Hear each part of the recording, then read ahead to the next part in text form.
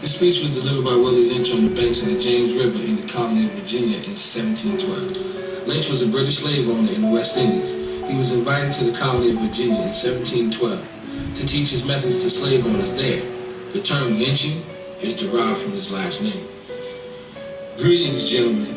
I greet you here on the bank of the James River in the year of our Lord 1712. First, I shall thank you, the gentlemen of the colony of Virginia, for bringing me here. I'm here to help you solve some of your problems with slaves. Your invitation reached me on my modest plantation in the West Indies, where I have experimented with some of the newest and still the oldest methods for control of slaves.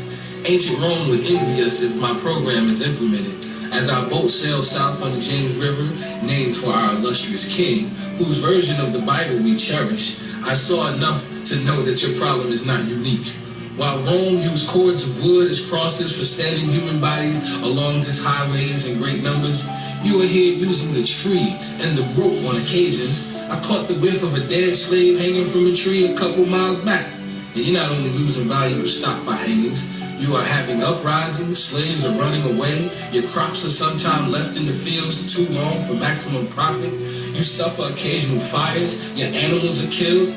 Gentlemen, you know what your problems are. I do not have to elaborate. I'm not here to enumerate your problems. I'm here to introduce you to a method of solving them. In my bag here, I have foolproof method for controlling your black slaves. I guarantee every one of you that if installed correctly, it will control the slaves for at least 400 years. My method is simple. Any member of your family or your overseer can use it. I have outlined a number of differences among slaves, and I take these differences and I make them bigger. I use fear, distrust, and envy for control purposes. These methods have worked on my modest plantation in the West Indies, and it will work throughout the South. Take this simple little list of differences and think about them. On the top of my list is age, but it's there only because it starts with an A. The second is color or shade. There is intelligence, size, sex, sizes of plantations, status on plantations, attitude of owners, whether the slaves live in the valley, on the hill, east, west, north, south, have fine hair, coarse hair, or is tall or short. Now that you have a list of differences, I shall give you an outline of action. But before that, I shall assure you that distrust is stronger than trust, and envy stronger than adulation, respect, or admiration. The black slaves, after receiving this indoctrination, shall carry on and will become self-refueling and self-generating for hundreds of years, maybe thousands. Don't forget, you must pitch the old versus the old black male versus the young black male. The young black male against the old black male.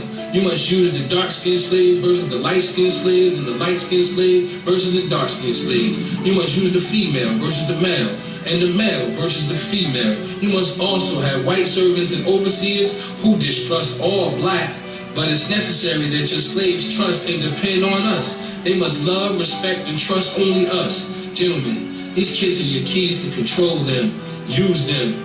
Have your wives and children use them. Never miss an opportunity. If used intensely for 1 year, the slaves themselves will remain perpetually distrustful. Thank you, gentlemen.